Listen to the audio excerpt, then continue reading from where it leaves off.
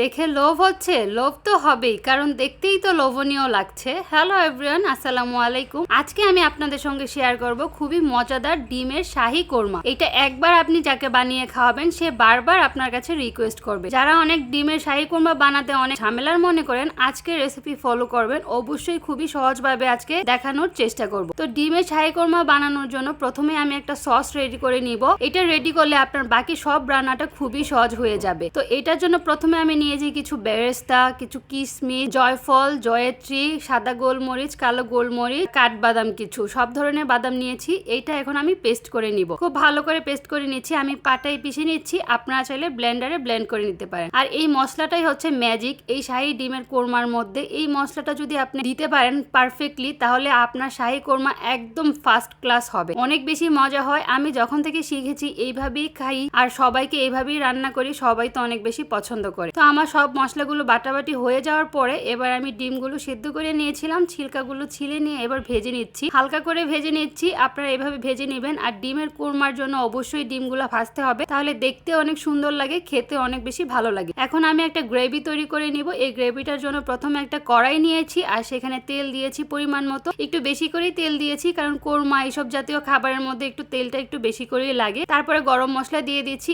এলাচ দিয়েছি দুইটা, 2 টুকরো দারচিনি, একটা তেজপাতা দিয়ে গরম তেলের মধ্যে যদি এই মশলাগুলো দেন তাহলে সুন্দর একটা এরোমা বের হয়। তারপর 1 কাপের মতো আমি পেঁয়াজ বাটা দিয়েছি, 1/2 চামচের মতো আদা বাটা, 1/2 চামচের মতো রসুন বাটা দিয়েছি। দিয়ে ভালো করে মশলাটা কষিয়ে নিব। খুব ভালো করে কষানো হয়ে গেলে এবার একটু পানি দিয়ে দিব যেন মশলাটা পুড়ে না যায়। এবার গুঁড়ো মশলার মধ্যে দিচ্ছি মরিচ গুঁড়ো, ধনিয়া গুঁড়ো আর পরিমাণ মতো লবণ, আর হলুদ গুঁড়ো তো দিবই না। তো এই দুইটা দিয়ে ভালো করে নাড়িয়ে আবার ভালো করে কষিয়ে নিব। খুব ভালো করে কষানো হলে এখন দিব আমি সেই আমার বেটে রাখা সসটা। এই সসটা দিলে অনেক বেশি মজা হয়। আপনারা চাইলে এই সসটা রোস্টের তেও ইউজ করতে পারেন। রোস্টের মধ্যে এইভাবে যদি করেন সেইটাও অনেক বেশি মজা হয়। আমি প্রায় রোস্টের মধ্যে এই মশলাটা ইউজ করি। তো এইভাবে দেওয়ার পরে আমার মশলাটা আরো ভালো করে কষানো হয়ে গেলে এখানে 4-5টা আমি কাঁচামরিচ দিয়ে দিয়েছিলাম। তো দিয়ে দেওয়ার পরে এখানে আমি 4টা ডিম আজকে রান্না করছি। তো 4টা ডিম দিয়ে আমি ভালো করে আর একটু কষিয়ে নিব। ডিম আর মশলা সবটুকু ভালো করে কষানো হয়ে গেলে এখন আমি পরিমাণ মতো দুধ দিয়ে দিব। আজকের রান্নাটা আমি একদমই পানি ব্যবহার করব না, এখানে সবটুকু দুধ দিয়েই রান্না করব। তো বাসায় মেহমান আসলে এখন থেকে আর ঝামেলা নয়, এইভাবেই রান্না করে দিবেন, সবাই তো অনেক বেশি খুশি হবে। আমাদের বাসায় ডিমের কোরমা তো অনেক বেশি পছন্দ করে সবাই। আর ডিমের কোরমার সাথে পোলাও,